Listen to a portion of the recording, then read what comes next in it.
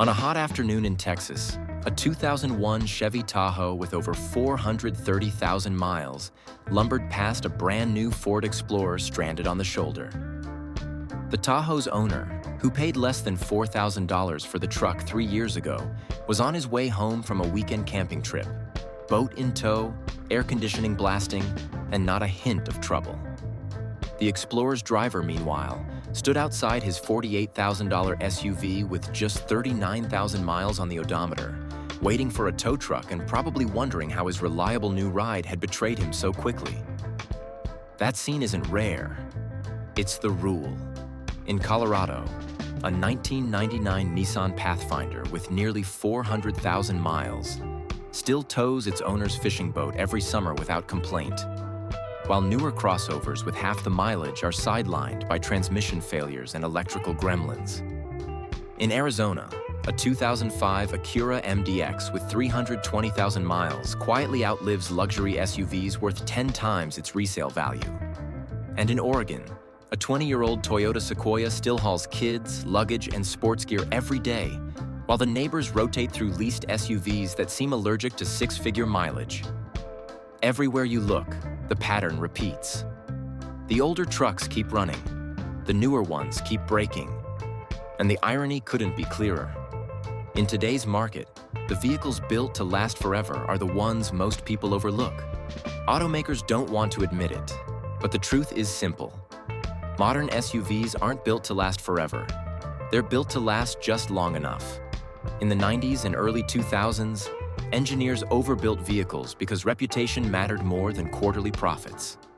Engines were designed with thick cast-iron blocks, transmissions were simple and mechanical, and body panels were heavy enough to shrug off decades of use. Manufacturers created machines meant to outlive their owners. But somewhere along the line, the math changed. Executives realized that if a truck lasts 400,000 miles, that's one customer who won't be buying a new model anytime soon. So durability quietly gave way to disposability. Today's SUVs might boast giant touchscreens, panoramic sunroofs, and turbocharged efficiency, but their lifespans are intentionally shorter. Thin sheet metal dents easily. Complex electronics fail early.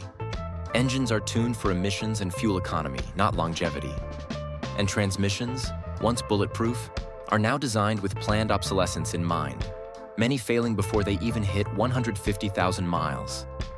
That's why so many shiny new SUVs are dying young, while their 20-year-old ancestors keep marching past 300,000 miles. The industry figured out that selling disposable vehicles means repeat customers. It's not that they can't build immortals anymore. It's that they won't. If you've ever seen a 1998 Toyota Land Cruiser still dominating off-road trails, or a 2003 Honda Pilot effortlessly clocking 250,000 miles on the highway, you know what true durability looks like. That era, roughly 1995 to 2008, was a golden age for SUVs. Engineers back then didn't have to make a spreadsheet-driven longevity versus quarterly profit compromise. They just built vehicles to survive. Take the Toyota 4Runner or Land Cruiser. Unibody or body on frame. Simple suspension geometry, minimal electronics. You could park them outside, abuse them in the dirt, and they'd still start tomorrow. Or consider the Chevy Tahoe and Suburban of the late 90s. They weren't flashy, but they were tanks with V8s that refused to quit. Even the Jeep Grand Cherokee from that era could handle serious trails without bleeding through complex modules or sensors. And it wasn't just Toyota or Chevy. Acura MDX, Ford Explorer, and Nissan Pathfinder of that period had a remarkable balance of comfort and mechanical honesty. Engines could be rebuilt, transmissions could last hundreds of thousands of miles, and simple body panels meant rust wasn't an immediate death sentence. This golden era is why used SUVs from 1995 to 2008 are often prized today. They're not just nostalgia. They're mechanically forgiving, ridiculously durable, and built for decades, not quarterly revenue. The vehicles from this period laugh at mileage milestones that would have sent most modern SUVs to the junkyard. In short, if you want an SUV that feels like a loyal, unstoppable companion, that period produced more than its fair share. Today's reincarnations might carry the badge, but the soul, the engineering DNA of longevity, is often missing. There's a special kind of reverence reserved for SUVs that refuse to die. Ask any enthusiast, and they'll name their holy trinity of vehicles that seem impervious to time. The 1998 Toyota Land Cruiser, the 2003 Honda Pilot, the 2001 Jeep Cherokee XJ. These machines aren't just vehicles, they're legends. Part of the allure is simplicity. No network of modules dictating your every move, no check engine light hiding a dozen possible issues, just metal, engine, and drivetrain. The kind of reliability that lets you drive through mud, snow, and decades without hesitation. This is why a 20-year-old Land Rover Discovery still has a fan club, even if it occasionally leaks a bit of oil. The sheer fact that it's still running is enough to earn respect. There's also a practical side. Older SUVs are modular by design.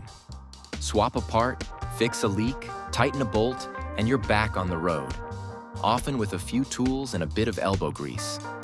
For modern SUVs, a broken sensor or proprietary component can turn a weekend repair into a multi-thousand-dollar ordeal. The undying SUVs of the past are, in essence, anti-obsolescence vehicles.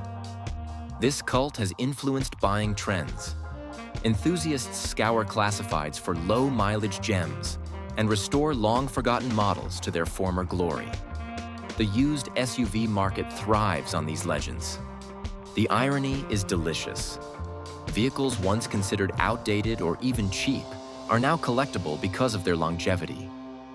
A 2000 Ford Explorer might not have the tech of a 2025 model, but it will outlast it, and that endurance is priceless to the right owner. Ultimately, these cult classics remind us that durability isn't just engineering, it's a mindset.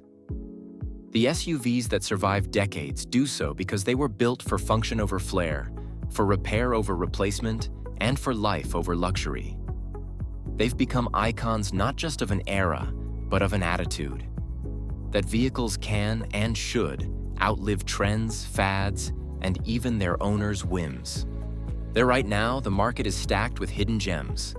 Vehicles built during the golden age of SUVs, Toyota 4Runner, Chevy Tahoe, Nissan Pathfinder, Acura MDX, Jeep Cherokee XJ, are sitting quietly on Craigslist, Facebook Marketplace, and local classifieds, often priced far below what they're truly worth. Sellers frequently underestimate the value of their vehicles, calling them high mileage or old, without realizing that mechanical immortality is a rare commodity. Timing is everything. The smart buyers are those who exercise patience, research models, and hunt for well-maintained examples with complete service records. A 2003 Honda Pilot with 265,000 miles can be purchased today for under $3,500. Not because it's a bad SUV, but because the market hasn't fully recognized its value. Within months, these vehicles often vanish once enthusiasts spot them, leaving only overpriced, flashy new SUVs in their place. The urgency isn't just about finding a good deal. It's about securing long-term financial and mechanical freedom. When you buy a golden age SUV today, you're not just buying a car. You're buying decades of dependable transportation, lower cost per mile, and an escape from the endless cycle of car payments and depreciation. Patience and knowledge turn the overlooked into opportunity. The best deals are often hiding in plain sight, waiting for buyers who understand that durability, not novelty, is the true measure of value. If you wait too long, these vehicles will be snapped up, and the era of accessible automotive immortals will fade.